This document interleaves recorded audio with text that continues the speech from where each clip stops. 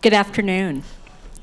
If you are intending to be in this session on engaging and supporting veterans in service, you're in the right location. We're glad to have you join us.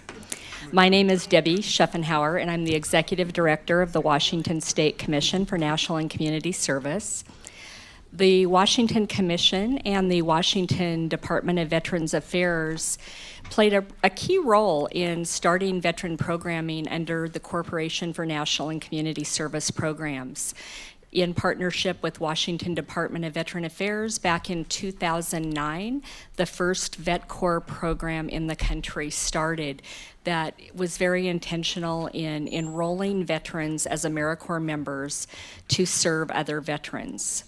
And Jason will be telling you a little bit more about that program. But the Vet Corps component really started up in 2009 under the Kennedy Serve America Act. And the intent was to enroll veterans, to provide services to veterans and military families.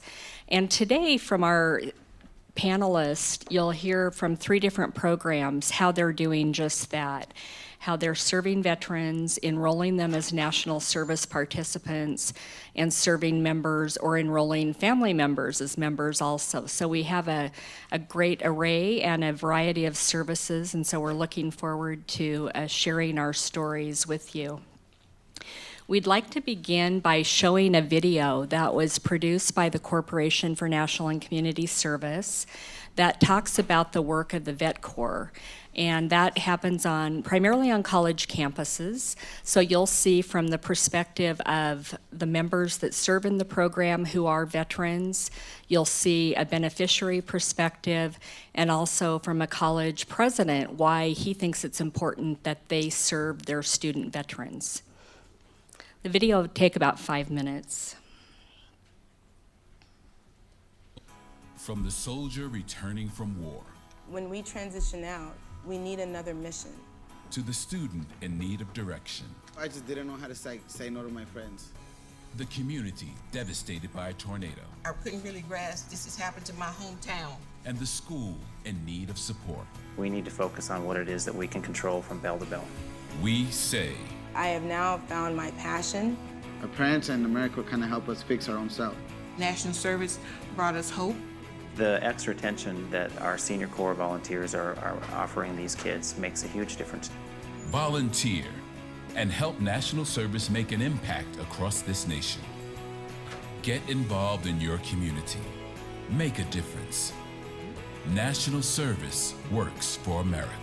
Go to nationalservice.gov to find a volunteer opportunity that works for you. This message is brought to you by the Corporation for National and Community Service. Well, while we had a screensaver on, it switched to the wrong... From the soldier returning from war to the community devastated by a tornado. But I'm going to let the panel members introduce themselves while I find the correct video. Hey, good afternoon, everybody. I'm Brendan Norman. I'm the executive director of the Mount Adams Institute. We're a Washington-based nonprofit with a national direct grant operating in Oregon and Washington. We've got a program called Vets Work, which is a individually placed member program throughout Oregon and Washington, in which we're placing veterans as AmeriCorps members with natural resource agencies, both at the state, federal, and community level. My name's Aaron Stanton, and I'm the program director for Vets Work at the Mount Adams Institute. And I would just add that Vets Work was kind of designed as bridging some of kind of the gaps in the service continuum to lead our veterans to the civilian workforce with this individual placement process. My name is Stephanie Jackson. I come from the Washington Conservation Corps. I'm the veteran and project coordinator for the program. We're a conservation program that's based on the Civilian Conservation Corps. And we started a veterans initiative back in 2011. Legislation was written that allowed for veterans to serve in our program and not be restricted by the age restrictions of 18 to 25, which is our typical age restrictions in the program. We provide individual placements throughout the state of Washington as well as core crews to do conservation work throughout the state. So they do all kinds of excellent conservation work, and they also do emergency response work throughout the country. Hello, I'm Jason Alves, Program Manager for the Veterans Conservation Corps and Vet Corps program within the Washington Department of Veterans Affairs. And as Debbie alluded to, it's a 50-member team placed on primarily college campuses around the state, recruiting largely, or most of our membership is veterans and direct dependents of veterans. Okay, we now have the right video.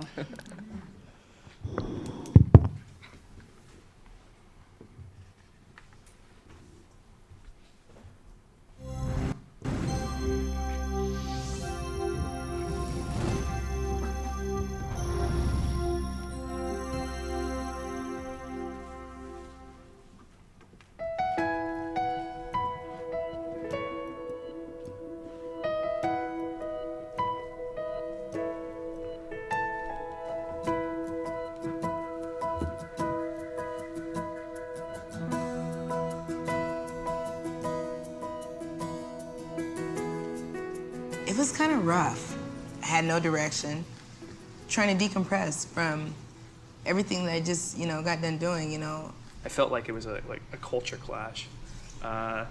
Almost like you're a refugee leaving the military, coming back into American society. Definitely. I found when I came back, it was really hard to connect to people because how do you connect to somebody who doesn't have wartime experience? I felt like one of these things just don't belong, and it was me. And so hooking up with Vet Corps and doing this national service, it was like, I'm not alone. Best put, it was, it's my next mission.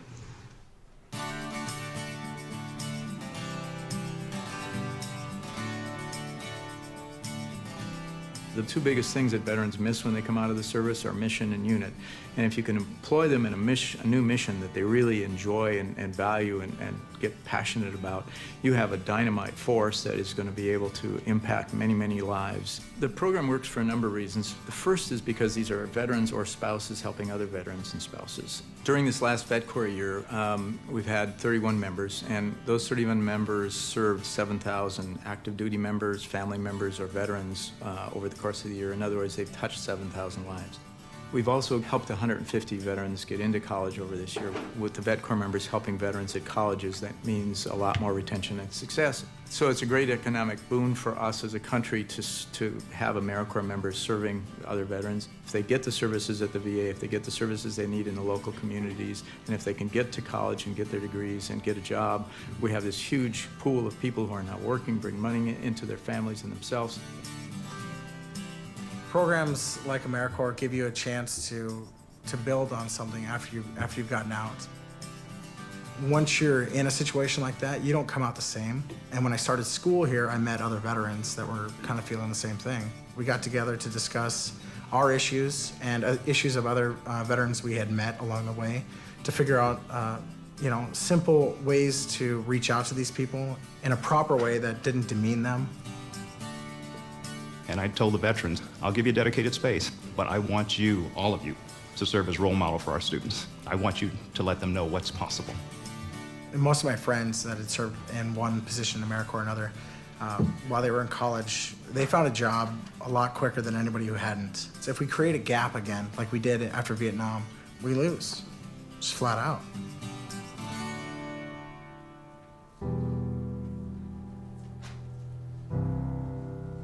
He came home, I was in New York, and he was unable to work. I saw him deteriorating. We were arguing all the time. He would get angry for no reason. I told him, I think something is wrong with you. Let's go to the doctor. And they told him he probably has a TBI, a traumatic brain injury. I can't get my words out. I can't comprehend what people are saying. Couldn't remember three-digit numbers. If someone said, repeat it, I can't even do that. He's unable to do homework with our older daughter. She's 8 years old because he can't, unable to do simple math problems. And she understands how that is sometimes, and it's okay. She overlooks it. He was on a couple medications, but it got so far beyond that he really didn't know what to do. I could relate to Tim. MOS, infantry, the year we served. I'm a survivor of a traumatic brain injury. This situation was a suicide bomber blew himself up about 10 feet from our truck, and it picked the truck up and shook us around like a box of marbles inside. Being the TBI coordinator, my main role is helping deliver resources to the Vet Corps members across our state.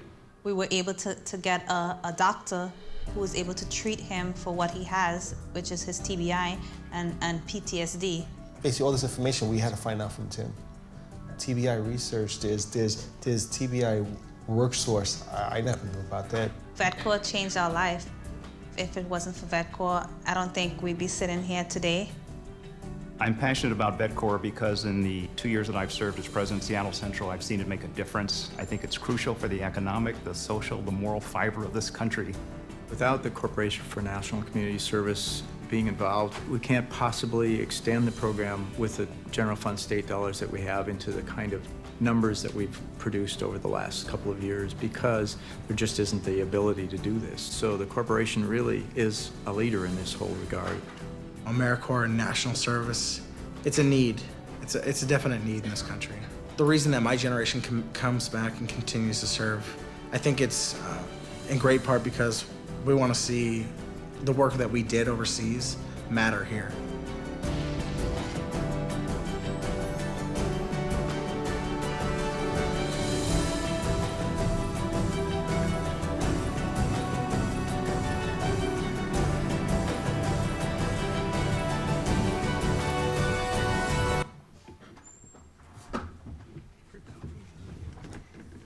So that was an overview of the Washington Vet Corps. As you can see, they're making a tremendous difference in the lives of our veterans and their families. I'd like to begin with Jason, and now that the Vet Corps has 5 years of experience in running an AmeriCorps program, tell us, what do you think is your program's most successful strategy for engaging veterans and serving veterans? I think one of our most successful strategies is really relying on the veterans' own expertise, knowledge, and ability to lead when we put them into the individual sites. We give definite direction on what are prohibitive activities and kind of what are the basic expectations when they get to their site. But how do they meet their mission is really identified by the veteran largely. And we see that to be a very successful way of engaging the veterans and asking them to bring their own expertise into the situation. So. How about you, Stephanie? I would definitely agree with Jason. Just to kind of summarize, you just set them up, show them what to do, and then get out of their way, basically. So our most successful strategy for engaging folks is basically just trying to get out into the communities themselves and working with the veterans. That's kind of where our biggest challenge is. Jason's program is a little bit more capable of doing that. We kind of have more of an overview. We go out and we do an advertising blitz, that sort of thing. But if any time that you can engage the actual veterans one-on-one themselves in their own kind of habitat, for lack of a better word, is the best, most successful way to engage them. So. And then Brendan and Aaron, you're both new to the veteran community, where you're starting up a program that will begin this January. So talk a little bit about the work that you've done and where you're looking to find veterans and how you're engaging them in service. Well, I'll be honest with you, our biggest strategy has been to keep Jason and Stephanie on the phone as much as possible and try to benefit from their experience. And that really is more true than just a joke. One of the things that Jason said to me early on when I asked him, how do you reach out to vets? He said, and others have said this too, it's word of mouth. It's the credibility piece that really matters, and that flows fluidly amongst the veteran community. And so we're really trying to build credibility with agencies and with contacts that already have credibility. So we've been working closely with these two for a while to try to reach out to those connections that they already have, whether it's on the community college campuses or WorkSource and things like that. And that's really that's been our biggest our biggest challenge is from the beginning, how do you build that credibility? Yeah, I'll add that one of the great opportunities, though, that we've found, and where we've kind of positioned ourselves, is our background is working as partners with federal land agencies. So you think Forest Service, Park Service, Bureau of Land Management, Fish and Wildlife.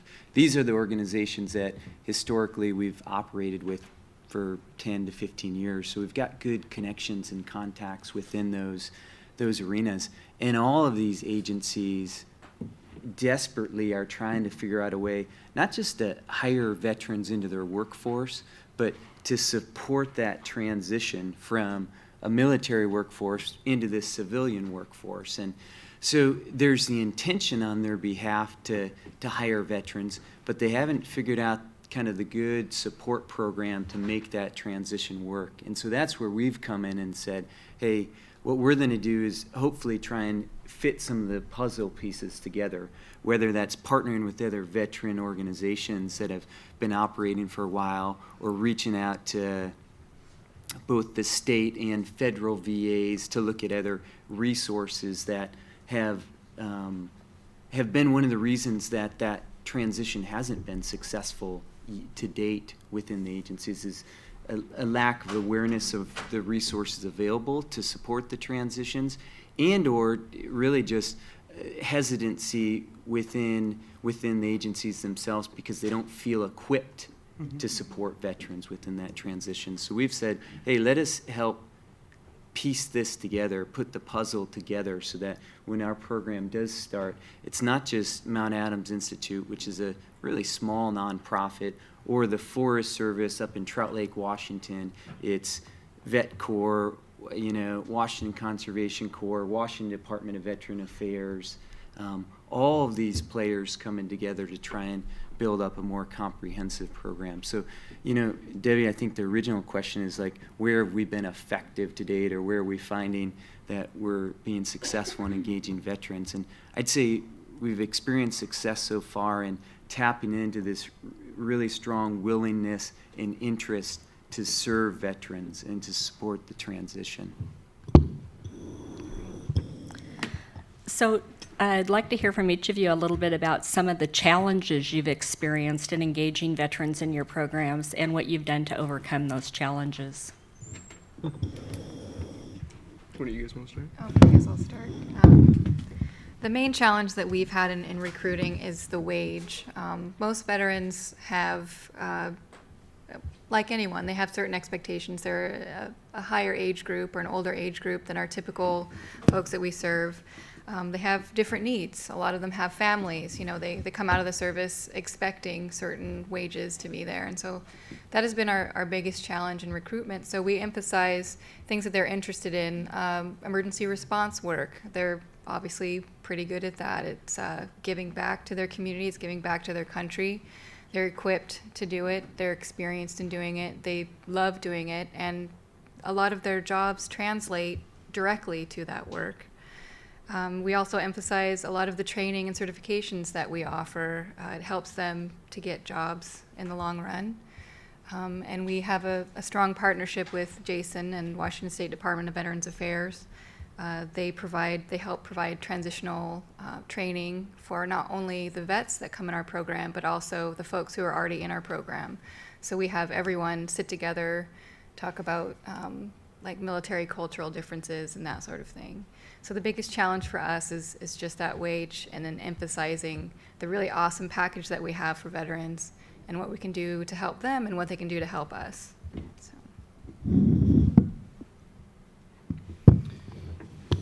I think that the wage piece is certainly kind of universal, especially, like Stephanie said, coming from, a full salary and your needs being taken care of to $1,200 or so a month to support a family.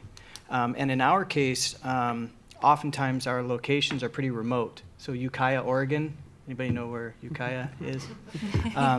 There aren't a lot of options, out there. And so somebody's probably going to be uprooting and moving out there. So that's one of the things that's become difficult. The other one is just the scope. We're intentionally focused on environmental issues. So we're looking for not only veterans, but veterans whose interest is in exploring a career in natural resource management, public lands management. So we've narrowed our scope quite a bit.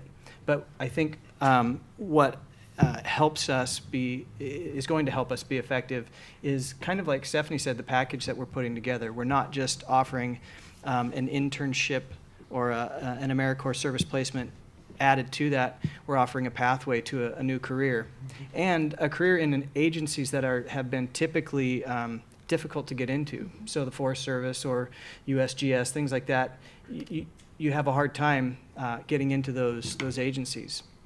And so here's an opportunity with non-competitive status and the age range for veterans under the Public Lands Act has been extended to 35. So if you're a veteran ages 18 to 35 and you finish your service program, you have non-competitive status for up to 120 days following that service in these federal agencies. That's huge. It's a benefit to the agency and it's a benefit to our veterans. And so if we've narrowed our scope and we have somebody who's interested in that career, that's going to be something that's really going to, you gut it out for a year, and then you have this potential for this non-competitive hiring status. And then I just think that, like Brendan said, we're really focusing on being there for our members to help with that transition. We're not just going to throw them out into these sponsor sites and let them fend for themselves. We're committed to supporting this transition from the military culture to a civilian workforce. And I think that you put all those things together, and I think that helps to overcome some of those kind of hurdles that are in our way.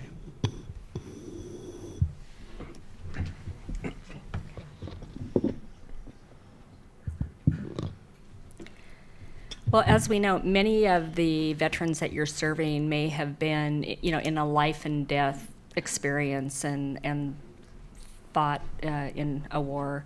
And as we saw in the video, they come back changed. And does that result in you supervising them any differently than a typical AmeriCorps member? Is there a different strategy that you use for that supervision and oversight? I do know that when we work with schools on the cultural competency piece and we try to explain what it's going to be like to possibly have a veteran that has those type of experiences in the classroom, we often like to make sure that we often have the conversation with them that when a decision in the military needed to be made, especially in a combat situation, it was a life and death decision. Your decision had an effect on everybody else in your unit's lives and whether or not. Now that necessarily isn't the case when you get out of the service. I know we see that on the college campus, that, my decision, the way that I interact in the classroom, doesn't necessarily have the effect on somebody's life, but it's still going to be fairly important to me as a veteran, and it may carry over some of those same principles. In supervising some of the Vet Corps members, we have to keep that in mind as well. Pay situations, the education award, how fast we are able to get back to them and provide them those kind of support services. Sometimes we got to keep that in mind, that individual situations may end up feeling fairly big, but necessarily aren't. Does that make sense, or am I going in the weeds on that? We do have to keep that in mind. Now, I don't think that doesn't necessarily impede some of the process. I think that we're still able to get some very useful relationships with the Vet Corps members and provide some really wraparound services. We do institute, regional coordinators, regional supervisors, require monthly meetings, make sure that there's a really close-knit team. They know that they're part of a larger team, same as a lot of other AmeriCorps programs do. So I just want to kind of put a note out there that a lot of folks do have a preconceived notion about veterans and combat, PTSD, that sort of thing. It's actually a very small percentage of veterans who've actually been in combat. So I've had to overcome, I'm an Army veteran, and Jason himself, he's a Navy veteran. So I personally had to have overcome kind of people's preconceived notions about what it means to be a veteran. When it comes to my veterans that I supervise, just like Jason said, a few of them, they're very used to, like, they want an answer and they want it now because there's kind of this sense of urgency. So just working with them and reminding them that, things are different now, things are a little bit slower, we don't have to react as quickly, has come up. Just kind of an example. We've sent crews out for wildland firefighting one time last summer, and one of the trucks had an issue, like one of the lights went out or something. So one of my veteran supervisors, because this is what he did in the military, decided to cannibalize another truck so that he could keep going. He could keep going with the mission, you know, because mission was first. And so I had to kind of say, hey, you know, I know we used to do this in the motor pool back in the day, but, you know, the urgency level's a little bit less now, and we kind of chuckled about it. But it was just kind of an example of they think quickly on their feet, they act quickly, they work really hard, and you just kind of have to remind them it's okay. You know, we are a state agency, we're part of the Department of Ecology. Sometimes things move slowly. It's just chill out for a little bit, it's okay. Just to add to that real quick, you know, in my first statements, you know, I mentioned the ability for veterans to kind of adapt and overcome, find the second mission and kind of move forward to the end. I mean, some of the biggest benefits for veterans being involved in national service is also some of the negatives, is from what I see, because we call it the missions to, or the orders to nowhere. If I come from a fairly regimented society where my orders and my, you know, 24 hours a day is fairly well, you know, arbitrated, right, where expectations are put on everything, and I come to an organization that doesn't have full expectations of what I'm going to do on a fairly regular basis, sometimes I can find myself in limbo looking for something to do. So sometimes maybe we do find ourselves giving order, you know, micromanaging in some ways with some of the vet corps members, saying this is one of the ways you can get something done, or this is the expectations with this piece. Now, of course, that kind of eases itself as we go further in national service or through their service year. Ours is 10 months. And I think that that's one of the benefits of national service. It's an opportunity to transition and kind of learn that things are a little bit more loosey-goosey out here in the civilian world, if that all makes sense. So. General question. Are you all AmeriCorps? Are any involved with RCP volunteers? No. They're all AmeriCorps, yes. Yeah. Sorry. Jason, one other thing. You prepare your members for their service assignment by putting them through an orientation and training. And in your program, you let them know about a number of resources that will aid them in supporting veteran students on campuses, but it also helps them, and they increase their awareness of services that they may not have known they were eligible for or qualified for or knew that were available. So can you talk a little bit about how you build your orientation to train them, but also the benefits that they get from that training? I guess without sounding too cliche about it, the vet corps members end up serving each other just as much as they serve the general populace around the state. I mean, the video was a little bit outdated. We were closer to the 9,000 individual veterans served in the state of Washington this last year. But the vet corps members definitely serve each other. They go through a transition themselves. As we recruit heavily amongst veterans, we have instances where individual veterans are claiming disability from the VA and stuff like that. So we go heavily into what benefits are available for the community members, but also make sure that the vet corps members have a better understanding of them for themselves. Since we expect them to be a peer mentor role, of course, peer mentor should have fairly decent understanding of what services they're pointing other veterans to. Does that answer the question? Or? Okay. Stephanie, anything you can add? We also give orientation training mostly to focus on the program that they're getting themselves into, so there's no surprises. And we have Jason come out with his cohort, Jeremy Grisham, and they give some really good just kind of background information on military culture and that sort of thing. And they talk to them throughout the year about their benefits and how to obtain them and where to go for more information. They also kind of help provide our staff with information as well, because it's not just that you have to educate the veterans, like I said before, you also have to educate the non-veterans that are on your staff. So. Debbie, I just wanted to jump in. So we're in the process of putting together our orientation, and I had the opportunity to go up and watch Jason's orientation, and we intend to model ourselves a lot like what he's been doing. But our intent certainly is not only to help our members realize what the resources are that are there for them and then help them access those, but also with our sponsor site orientation, we want that to be a kind of a two-way communication piece so that sponsors understand where veterans are coming from in their transitional process, as well as having veterans understand what they're transitioning into, so that if we bring them both together and have that conversation in an open and effective productive manner, that the communication about those issues, they're not a surprise when something comes up, that there's a contingency for addressing those things. And in the video, we saw Tim and Nikki and Adam talk a little bit about their service and how that helped them transition into civilian life. Do you have any stories or success stories that you can share with us and that you've seen in your programs? Go ahead. Trying to think of maybe a specific story. I know that majority of our alumni stay fairly closely associated with our Vet Corps program. They come back and they like to be involved with that. And from that, I know that a number of our alumni have moved on to fairly reasonable positions. Each college has a certifying official, and what the certifying official job is to certify the GI Bill benefits. I think about 3 certifying officials in the state of Washington are all Vet Corps alum. Primarily, their service in Vet Corps gave them the opportunity to move into these types of positions. And, yeah, I don't know. Sorry. So I've been in my position for about 1.5 years, and I've seen some pretty cool successes. I've had a few Corps members who did actually have PTSD issues and that sort of thing. They had been on medications. They weren't sure what direction they were going to go into. And after a year of serving in our program, I mean, they were totally different people. They learned how to communicate with their peers again. They lost a lot of weight, which was really great. They felt better. They were more invigorated. They had more of an idea of what direction they were going into. And some of those members have stayed on for a second year, and so I'm looking forward to seeing further how much further they kind of advance.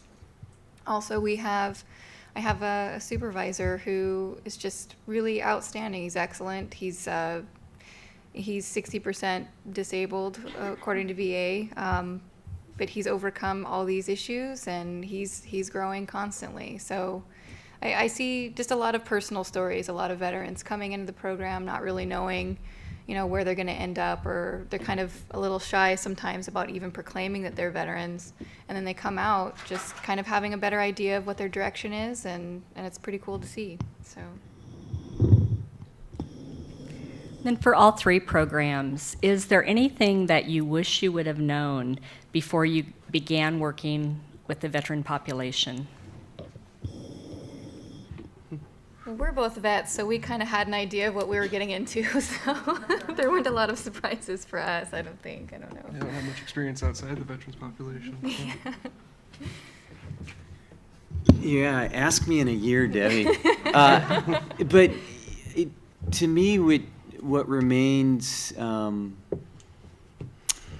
impressive about this arena of operating within the world of military veterans and services for veterans is that there's actually a lot out there in terms of resources for veterans and their families, spouses, whatever. But there's a big disconnect, I think, in terms of the awareness and how you access them. And again, I go back to just this notion of we're really trying to position ourselves as an organization in this instance that has the awareness of how these layers of resources tie together so we can build a more comprehensive program. Because we know the needs there, we know the interest is there, and there seems to be good supports. It's just trying to connect them all so that they fit together well. So are there any resources that any of you would recommend to the attendees today that are interested in serving veterans and military families or starting a veteran program? Anything that you found to be particularly helpful? WDVA. Yeah, I was just kidding. Yeah, I'd say your state Department of Veteran Affairs, starting there.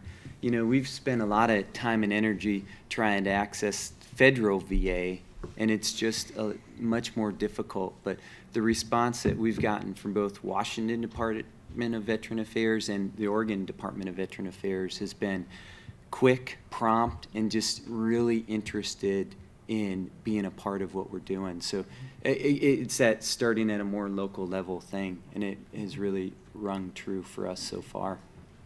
I would definitely agree with that. Also, working just with, there's many different local entities out there. I mean, even different counties have different programs for veterans. Talk to your counties, your cities, their nonprofit programs. I mean, veteran-based programs are everywhere. Just start talking to people who are in your area. Yeah, your State Department of Veterans Affairs, and it's going to be a little bit easier to approach that. I know for a fact that the California Department of Veterans Affairs has a fairly robust programs, and they're going to be a little bit more approachable than your federal VA, which, just like anything else federal, it's fairly large, fairly number of moving pieces. Utah Department of Veterans Affairs actually was contacting us here pretty recently, interested in national service and how they can apply that to their veterans in their state. So before we move on to questions from the audience, is there anything else about your program that you'd like to share with the attendees today? I'm very proud of my program. I did 2 years as an AmeriCorps member in the Vet Corps program before I moved on to my position now. And I definitely see it changing lives, both for the individuals that serve in the program, as well as individuals at the college campuses. We just instituted a site participation fee here recently, and we were really worried about what this was going to do to our actual sites and whether or not we're going to be able to fill them. It was overwhelmingly positive from the colleges and the universities and stuff like that that wanted to continue providing the services to their student veterans. And that kind of bled into one of the really neat things that I saw here recently, which was with the government shutdown looming, veterans were worrying about their potential benefits and whether or not they were going to lose their GI Bill and what was going to happen. But largely because of the work of the Vet Corps members and the college campuses, basically most of our college campuses that had Vet Corps members in the state had a contingency plan that they were going to tap into their foundation or actually in-house dollars to make sure that their veteran students can stay on campus and have a living allowance, which is pretty amazing because we're looking at about $2,500 per veteran. And they were willing to eat that until the federal government figured it out. So, and I largely think that's because of the Vet Corps members. So, sorry, rambling. So besides also being proud of Jason's program and plugging the State Veterans Affairs, I'd also like to suggest that people actually go on military bases, actually talk to folks that are on military bases, go to National Guard units, go to Reserve units, Coast Guard units, actually talk to those folks. Each branch of service has a different transition program that they do. Some start out a year before the soldier or airmen actually separate from service. Some are just kind of like 3 days, here's some workshops, go, good luck, be out there, which is not very effective. But if you can find a transitional program within a military branch, I suggest you kind of embed yourself with them. You can start, sometimes they allow you to put on workshops to talk about your program, that sort of thing. Just get those folks engaged. But definitely just talk to some veterans, just go out. That's where we have the most success, is word of mouth. Just actually engaging with them within your communities and speaking with them. Just as a caveat on the transition classes, sorry, Brennan, don't be discouraged if at first they don't let you in and they're not excited. The individuals that are putting on the classes, they're underneath the new guidelines with the way that their contracts are written, that they don't necessarily have the room to bring other people on. I think constantly offering your opportunities is something for the individuals that are transitioning out is going to finally find that place where you can kind of fit in. Because I firmly believe, by serving as a Vet Corps member and then coming here, that I don't think there's anything better suited for veterans to continue using some of their leadership abilities, wanting to give back the second mission than AmeriCorps service. So please offer those opportunities to the individuals freshly transitioning out. So, sorry. I'd say in relation to our program, I'm also very proud of our program. Again, ask me in a year, what it's been like. But everybody we talk to about this idea of bridging this gap in kind of the career transition really thinks it's a phenomenal idea. And so the success of it will be in how we implement it. And the key to that, I think, is like Stephanie said, learning what veterans are saying they need, not just assuming what they need. And in talking with Jason and Stephanie and many others, and reading the research, there's a lot going on kind of studying this transition idea. And so I would recommend the same things that they said, which is get to know the population that you're working with, get to know the people that know them, and really figure out what the reality is of that transition. just like the idea that we make these assumptions about veterans are, shell-shocked individuals coming back with all of these problems. That's just not the case. But when it is the case, then what do you do? So having real resources, having real information in order to build your program based on reality instead of assumption, I think is huge. And that's what we're trying to do, is make sure that Vets Work responds to the actual needs of this population that we're trying to serve, so that when we are back here, next year, or when somebody asks us next year, how did it go, that we feel like we've done our part to make that a smooth transition, and not just a program that tries to hook people up with jobs.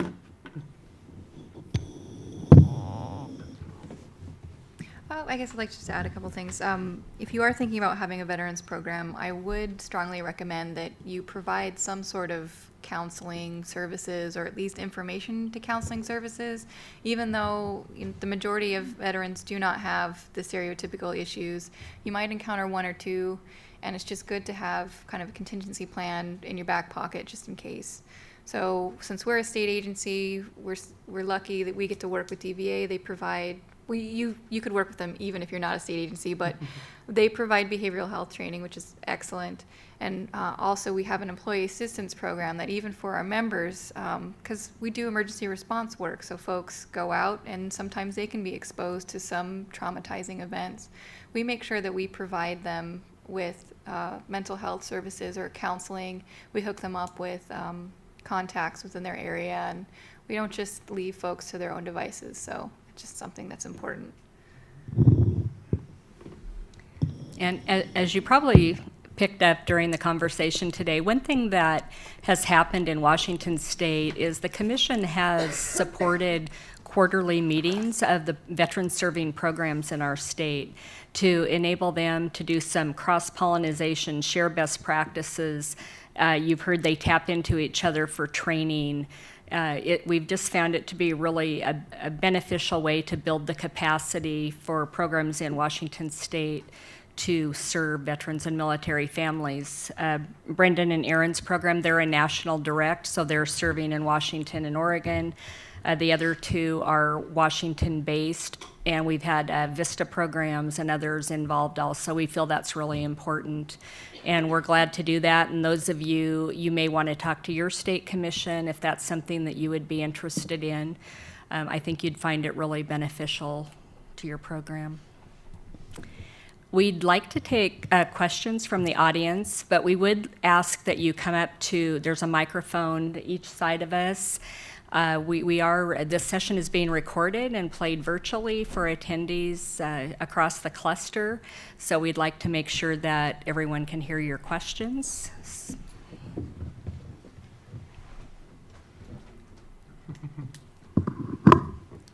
It made you nervous having to come up, didn't it? Yeah.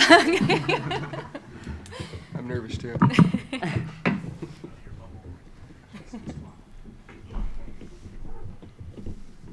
We've been running a small veterans program for the better part of the last 4 years, with pretty mixed results. And it's by and large been based on our crew program. I have a crew program and I have individual placements. And I wanted to ask, have you seen higher success rates with individual placements of veterans versus veterans within a crew structure? As we look to rewrite our grant, we're in our final year of our grant cycle. I'd like to find ways to expand on our veterans program, and I'm hoping that that's a better path to choose than what we've seen out of our crew structure so far. All of our veterans so far have chosen to serve on crews. We haven't had any individual placements yet, but our individual placements typically require a degree. So unless they're in an awesome program like what Jason offers, where they're actually going to school, it's harder to find them, especially as they're transitioning out. So I can't really answer to the success of that, but I would suspect that because typically they would already require a college degree, that they would be more successful in a certain level of obtaining career once they're done with their service.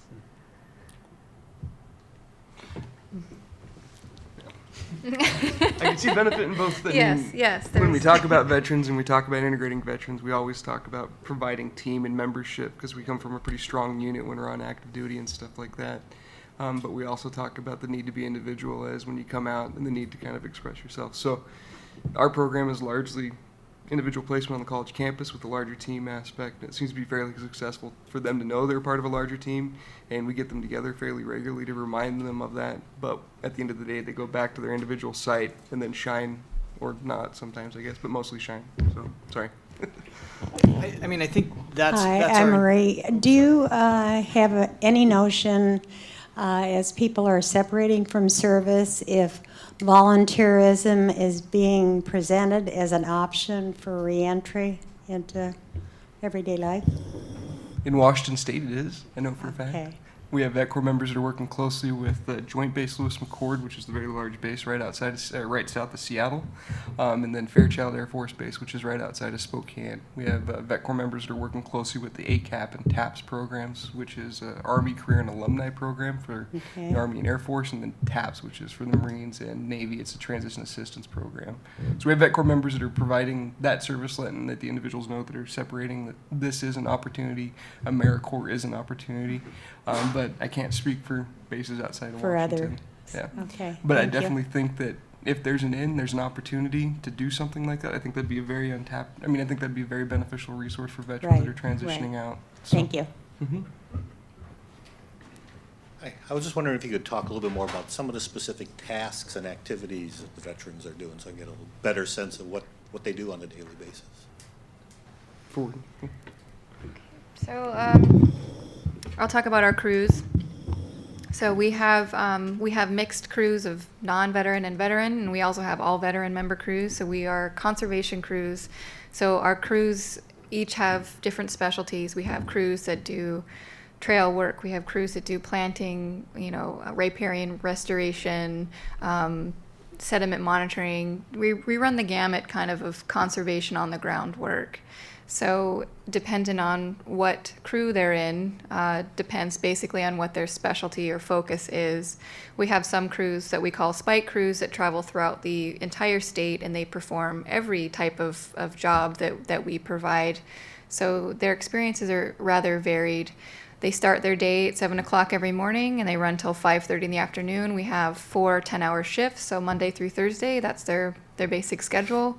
If they're spiking, they're traveling, so we set them up with lodging, food, all that sort of thing. They work with their sponsor for the 10 hours during the day, and then they come back to either a campsite or a cabin or wherever it is that they're staying.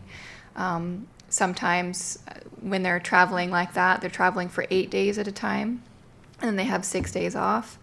And sometimes if they're deployed for emergency response work, such as Hurricane Sandy, Superstorm Sandy, I should say, we had folks out there for 4 months at least, and they were on 30-day deployments. So basically, just like in the military, they went out and they stayed basically wherever they could. So some of them were sleeping on cots, some of them were, actually staying with churches or other entities. And so it's just hard to say day to day what exactly it is that they're doing, but those are the options basically for us. In our Vets Work program, our positions are designed around the needs of our partner agencies. So whether it's the Forest Service or the national parks or state parks, they define what their need is. They develop a job posting, and sometimes it's fairly consistent throughout the year. So volunteer coordination is one of the big ones that we have. But it really is designed to be more along the leadership side of things.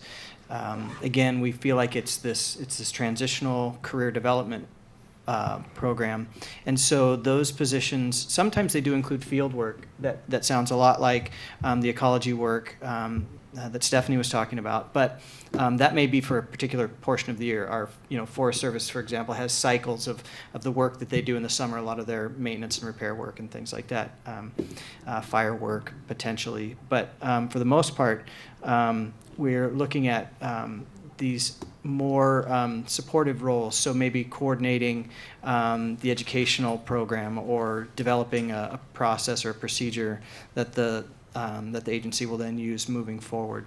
So again, it's to fulfill some particular need, but throughout that, and we have a 10.5-month program as well. I was just curious, Jason, you had mentioned bringing your group together periodically, and from other folks, just what the model is around that group training. How often do you bring folks together? What kind of resources do you offer them as a group and transitioning, and just more about what that looks like, the team piece. As a statewide program, we bring them together 3 times a year. Bring them together for the beginning of the year training, which we do in Ellensburg, right in the middle of the state. We do the middle of the year training, which we actually have separated. We have the Cascades running through the middle of Washington, so we separate it by the Cascades. So we have the east side of the state and the west side of the state meet for the middle of the year training, and then we bring them back together for the end of the year awards, banquet, celebration kind of thing. And largely, we try to stick heavily to training. We try to guide the training off of what the Vet Corps members are seeing and what they're asking for, whether that's suicide prevention, PTSD training, or those kind of cultural competency trainings and whatnot. Is that kind of, and then we have a lot of team building exercises and work around that kind of stuff, as well as making sure that we highlight where they fit into the WDVA, AmeriCorps, Vet Corps kind of a makeup. And then we also have, we have 50 members throughout the state, and then we have the state broken up into different regions, and the regions are meeting in-face monthly, and it's led by a regional coordinator that then is developing regional trainings based off of what the need of the team is, so they can go into more depth about service projects or hours or individual veterans that they're serving on the campus to find out what's the best way to serve those needs. And they're doing that monthly. And what we see is that not only are they doing that monthly, but they're also following up impromptu meetings fairly regularly in their regional teams and trying to come up with regional service projects and those kind of things. Do they get kind of like trainings around other kinds of resources for themselves, like financial management, or just anything that they would interview, skills, that kind of stuff? So one of our coordinators, and these are contracted individuals specifically for employment resources, and what he's doing, he's going around the regional meetings and he's meeting with them on, so how do I take my AmeriCorps service and transfer that into a resume along with my military service? How do I do better interviews? Because not only do we want the Vet Corps members to be prepared to find employment afterwards, but we want them to be able to support the veterans that they're also serving. I think there's a lot of them that are looking for employment services when they go onto the college campus, so they need to be aware of those things. We haven't done a very good job on the financial planning, but that's one of my notes that I took from best practices yesterday that we're going to make sure we have at the mid-year training. But yes, so. Our setup is very similar. We have 3 times where our whole program meets up. Currently, we're at 275 members and 50 crews. Last year, we were at 475. So getting that many people together, it's kind of like a zoo. So it's fun orchestrating those events. It's really energizing, actually. So we have an orientation training. We go over not just the program, but also how to live on a budget, things like that. Throughout the year, they're offered different elective training, so they get to pick kind of what track they want to go on. So if they're interested in ethnobotany, for example, they can take classes on that. If they're interested in wildland firefighting, they can get certifications for that. Different certifications that are offered throughout the year. And then we also offer resume writing, interview skills classes, and then we get together as a region in little pockets at the end of the year to kind of go over the debrief. So they give us feedback on what they did for the year and what they'd like to see for next year, and we take that and adapt our training program for the next year. So. Is it too soon to talk about maybe our veterans piece as well? No. And then we're teaming up with them this year to bring all their veteran crew members together 3 times throughout the entire year, and we're going to provide veteran-specific training. That's going to come from my program and to work with Stephanie's veterans. And that's going to be the PTSD, suicide prevention, not only about how to provide services, but also self-coping mechanisms so that when they go back to their crew sites and stuff like that, they have those skills. So.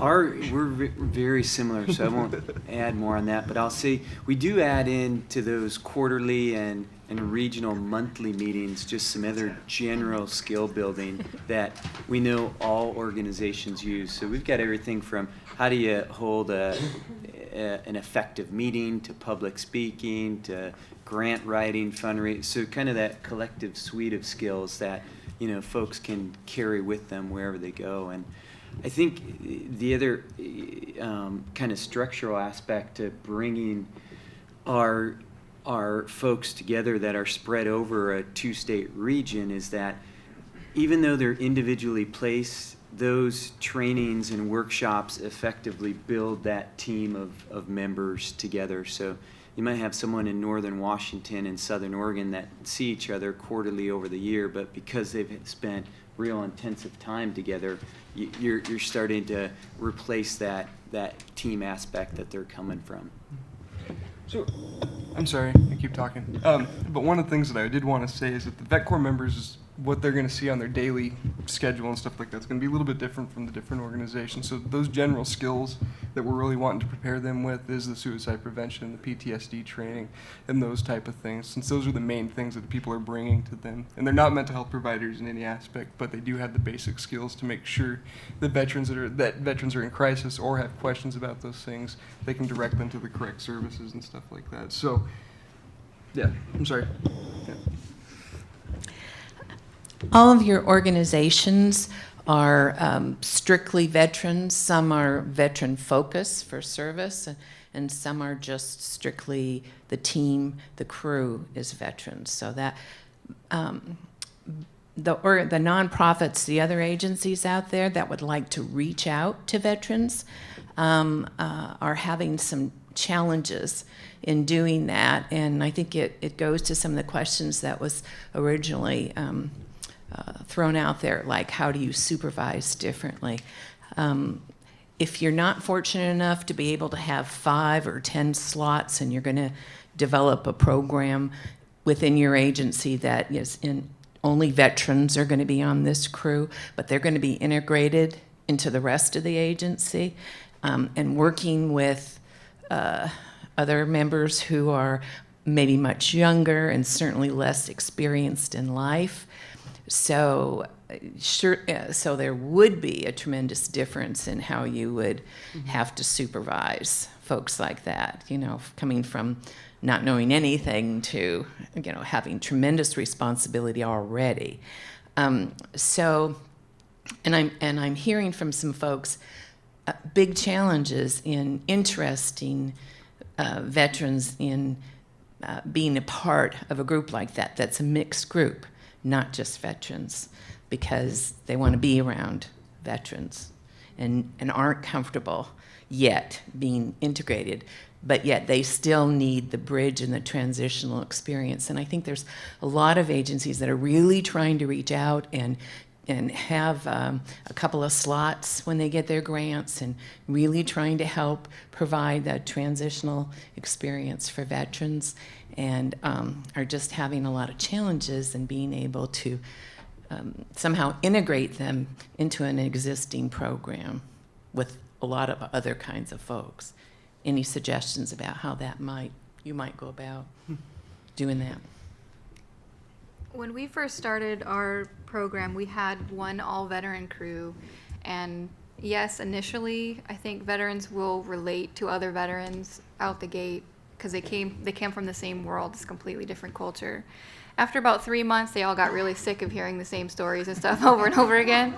So we decided to have mixed crews, and so they've been a lot happier in the mixed crews, but I see what you're saying. It is really hard at first to get them to kind of come out of their shell because we speak different languages. We don't use the same terms, that sort of thing. So I would just suggest cultural competency trainings.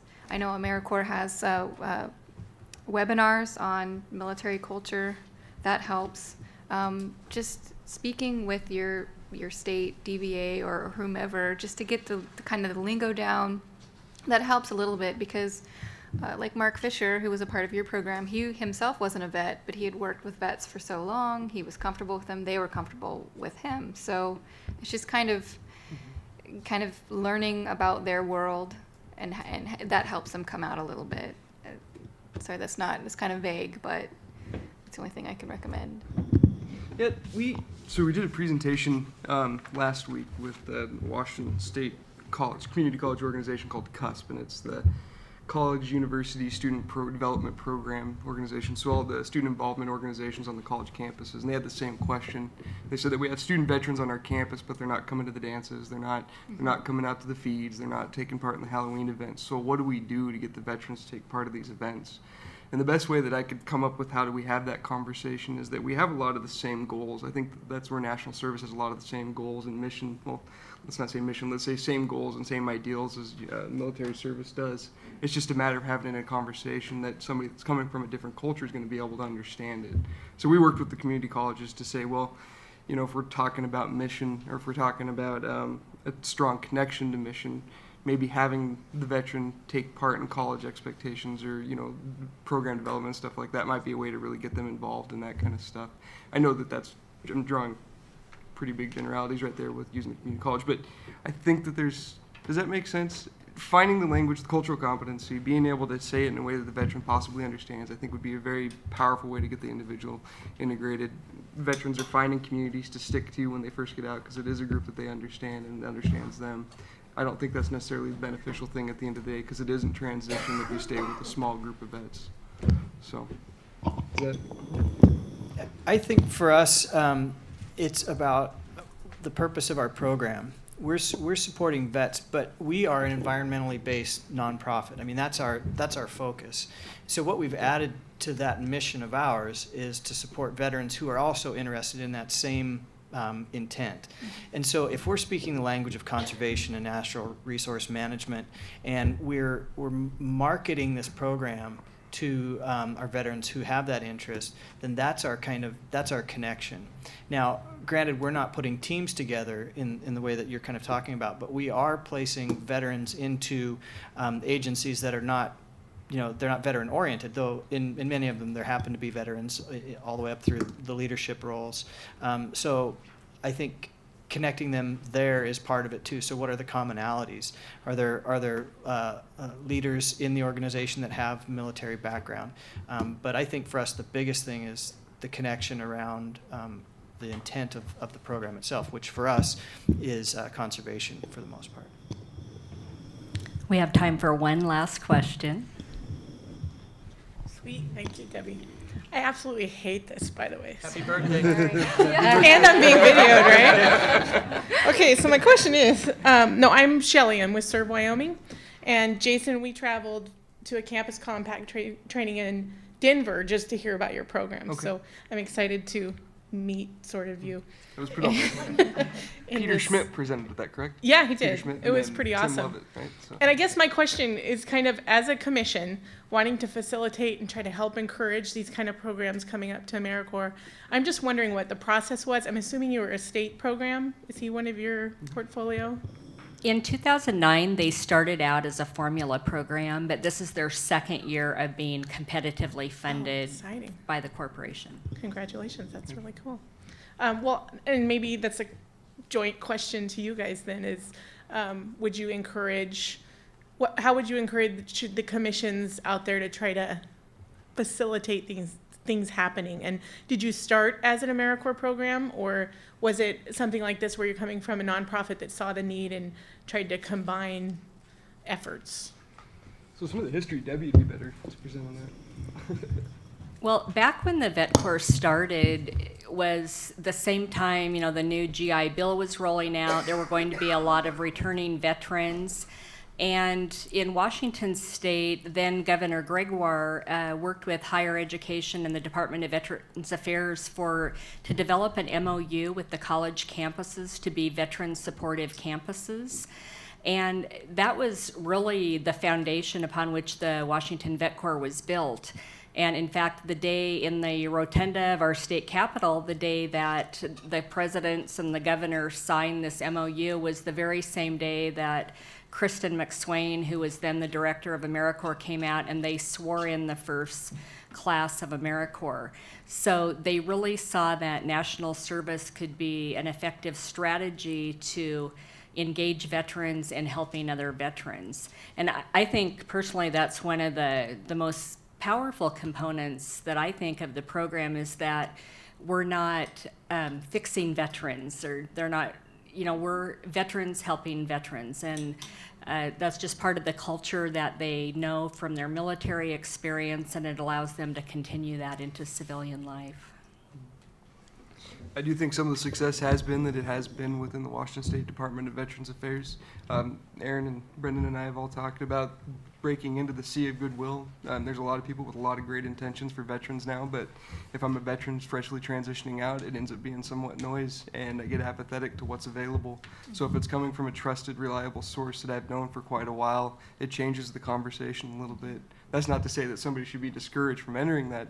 Definitely help out veterans, but sometimes teaming with, you know, VFWs, be it Veterans of America, your state agencies and that kind of stuff like that may help out with breaking into that, finding the veterans, and then also finding the services that are already established.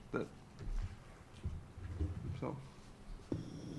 You guys just can't move to Wyoming and come back, right? I like Wyoming. I'll come visit. I grew up in Riverton, actually. Well, thank you for joining us today, and there are program profiles on the Serve Washington website if you're interested in a little overview of the programs and contact information for any of the panelists today, and they'd be more than happy to answer specific questions with you offline. Thank you. Hey, Mom.